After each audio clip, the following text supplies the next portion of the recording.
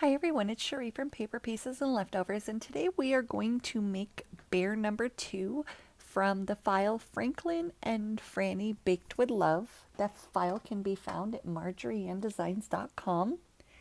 I did import it into Cricut Design Space at a 10.0 width and let it auto adjust my height. So I got a message from somebody asking, why don't I show the whole process? Meaning inking, gluing, and I'm pretty sure she meant cutting the file out as well. I can sit there and cut the file out on my computer, but it's not going to show you how I load the mats in if I screen record my computer and then upload it to the beginning of this video. But I can show you the process after we've cut it out. Now, if you're looking to learn your cutting machine, I don't know what you use. You'll want to find a video of somebody that specializes in it, like Jennifer Meeker. She does great with Cricut tutorials. I'm going to show you just different inking tools. Now, this is a handheld dauber. I don't exactly know what it's called. It's an ink blender, but I don't know if there's another word for it. You can find them at Amazon, Hobby Lobby, a whole bunch of places have these. They have big ones and little ones, and also dome pads that go on the tips of it.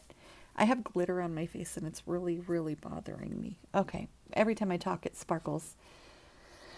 So this here is just going to be, the best way I can put it is less is more. You want to use an archival ink, which fade resistant archival, you have Memento. And those you can get from 12 by 12 cardstock shop, or Hobby Lobby has them, Joann's has them. You can use a coupon at Joann's or wait for the stamps and inks to go on sale at Hobby Lobby. I don't really go to Michael's anymore. They gave us a huge scrapbook aisle and then they took it away, then they added it back, and they just keep changing it. And it's not really a whole lot of scrapbook stuff. And I don't like the paper there either. I think it's Recollections. I'm not sure which paper they have, but I'm not crazy over how thin the paper is, and then the whole pack of it, and a lot of it's smooth and not textured. So I get my paper from 12 by 12 cardstock shop because they deliver it to my house, because yes, I'm lazy.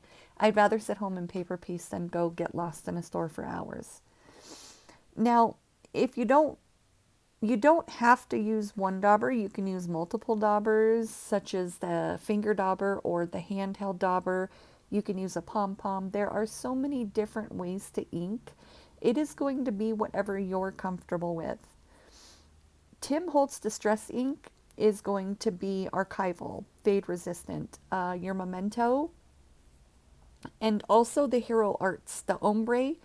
Joann's and Hobby Lobby have it. And I'll give you a glimpse of the purple one later on in the video when I get to the purple paper. So for the arms, you don't have to do both of them to ink them. You only have to do one because the other one's going to be hidden behind the cupcake and her body. The one in front is really the only one you need to ink, but I kind of got crazy with it. That is going to be caramel color paper by American Crafts. And that is the first bear I did to this set.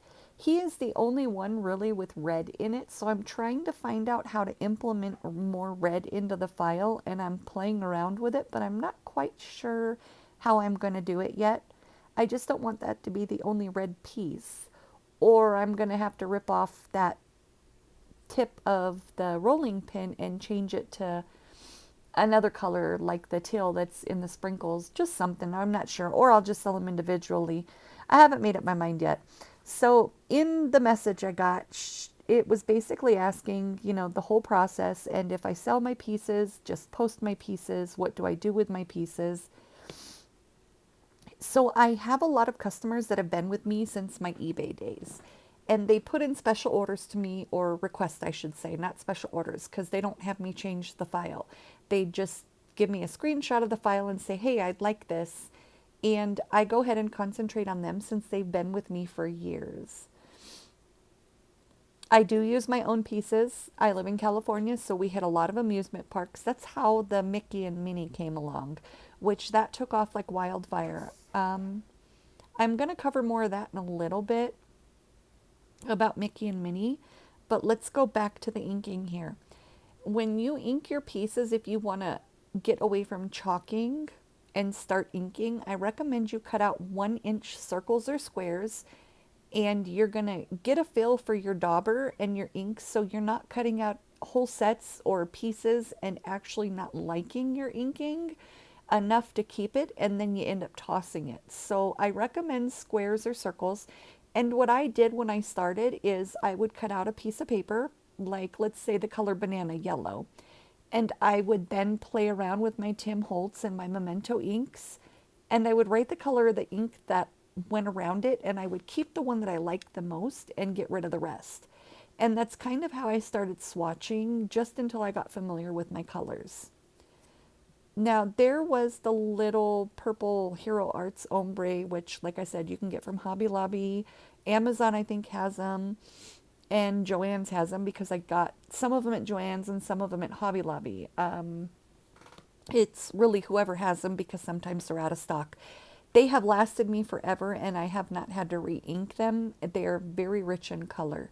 But when you start inking, you want to go light-handed and put on just a little bit of ink, not a lot with a heavy hand, because you can build it up. I've said this for years, it's buildable. And what I mean by that is, if it dries and it's too light for your liking, go around it again. It'll darken up.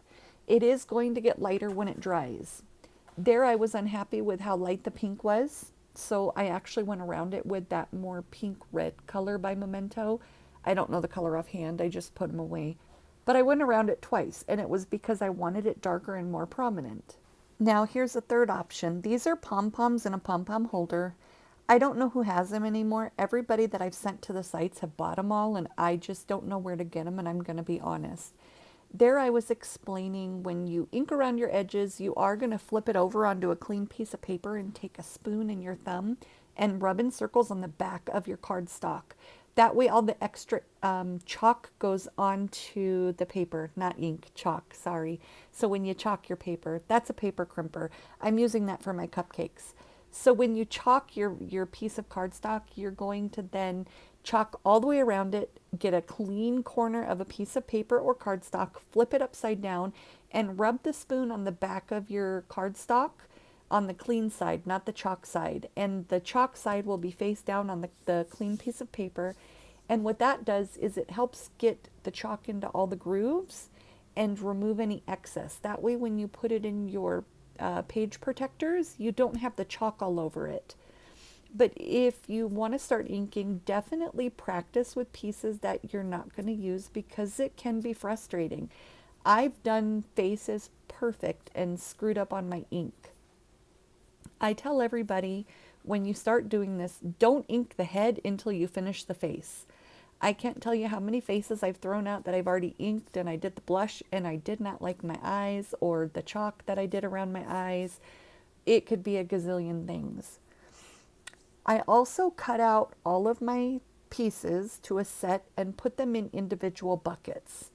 And this helps me keep them separated, and I work on a bucket at a time. And if I do want to go ink something out of another bucket, I move the bucket that I was working on kind of off to the side and pull the other one close to me and work out of that one and put it back. It's going to be your preference if you want to just focus on one piece. I do recommend just cutting out one at a time and mastering it, or getting into gnomes and titles. These, I had the perfect idea for those M&Ms to go on the cupcakes, but later on in the video you'll see the cupcakes are too small and the M&Ms are too big, and I was really depressed, but we'll move on. Gnomes and titles, I'm saying start with those, because then you don't have to worry about eyes and eyelashes. You can just focus on learning the paper piecing process. Eyelashes are very hard to master, and the reason I post things to my Facebook is because people that follow me actually scrapbook, and they like what I do, so they duplicate my work, which is fine with me. They like it and they want to put it in their book, and they grab ideas from me, and then they still create their own, and it works out great for everybody. Now, there is another part of it. I got monetized through YouTube and Facebook, so my posts, I post a lot because that's part of the requirements. but I enjoy what I do. I'm disabled. I had an accident and I broke my neck. I have a fusion and I suffer from really bad tremors and numbness. It's worse in my left hand than it is in my right, but the doctor said use it or lose it. So if I lay around on the couch all day, it's just going to get stiff and fixed where I will have very limited to no range of motion of my left arm. I can't lift it over my head any longer because of the damage the doctor did during the fusion. And when I broke it, my neck, part of the bone fragment severed the nerve and the tendon to my left arm. So scrapbooking is my physical and mental escape, and that's why you see me post. Your message had a lot of questions. I hope I answered them all. I did reply to it as well, and I don't have any issue with your question. I get it. Being new, it is very overwhelming. Now for Franklin. Let's go on to the paper piecing process. Franklin is the same 99% of the time, and I say this in all my videos. You're going to start with his legs. I then do his feet and his body. Then I work on his ears and then his ear pads and then his head, as you can see. I know I sped this up. I did do it in real time and I wasn't planning on doing a voiceover or any editing, but it ended up being 47 minutes long. And also the clicking from inking drives me bananas. I don't know why. I have to sit here with my Mac on in front of me. My husband got me the biggest one they had. I think it's 30 some odd inches and it's 8K. It's, oh man, if you guys could see it. It was for my birthday last year. It's on full blast volume because I can't stand the clicking. It ends up giving me a migraine, and I don't know if that's because of all the years in nursing with telemetry, hearing the machines beep when it's a consistent noise. It just, I don't know, it drives me bonkers. So I did run my cupcake paper through a crimper, and that was just to give it texture because mine was very plain and I really don't feel like adding all those lines on it with how bad I had the shakes. I actually had a hard time getting it through the crimper. So my pink is the color Begonia by American Crafts. My purple is the color Grape by American Crafts. Winter Wheat is the base color that you see for the muffins and the bottom part of it. That's by Encore. And the lighter color that you see me using right now is the color Latte. Nope, Straw. Sorry, it's Straw by American Crafts. And the voiceovers just allow me to speed it up to make the process a little quicker. I do have to work on inking in front further from me, but I have very limited use of that left arm, so I can't hyperextend it to hold it way far up for inking, but I'll try to figure out a different camera angle for you guys. I want to help everybody. If you need help from me, feel free to ask. I know years ago I asked one of the girls that has a lot of followers for help, and she blocked me. That was nice of her. And I said, I do not want to be like her. That was rude. And it wasn't even, I just asked what color ink she was using and what size and where did she get her eyes. And that's what drove me to go make my own eyes in Cricut Design Space. But she blocked me just for asking a question. And I don't want to be that girl. I am not that girl. I'm going to stay helpful and nice and kind. And I'm not going to be like those people that, you know, you just don't like. I refuse to let people change my personality. But I don't know what I'm going to do with the top of the cupcake yet, because it's a lot of little hearts that have to go on there, and my trimmers are pretty bad. I did cut them all out. They're in the little bucket, but getting them on might be a little tough. Here's where you're going to add all of your little details after you're done. And the white chalk is pan pastel. I get asked that a lot as well. I put it on just with a makeup lip brush applicator. And here I'm getting a little bit of the glue off because I got glue on the nose. And instead of using the gummy eraser, which can tear the paper or make it where the chalk doesn't stick, I just pick the glue off with tweezers. If you can think of any questions, let me know. I'm more than happy to help. And if I don't have an answer, I try to find somebody else that does. And as far as the Disney kits, a friend of mine is going to make a batch of them for all of you guys that didn't get them. She is starting her Etsy store. It's a Leanie Beanie. I love her. She's on Facebook and Etsy. Any questions, like I said, let me know in the comments, and I'm going to try to post regularly twice a week, and then let me know what day a live works better for you, and AM or PM. Just remember, I'm in California, so I'm 2 to 3 hours behind most of you guys. But I will figure a schedule out and let everybody know. Thank you for watching, and have a good day, guys.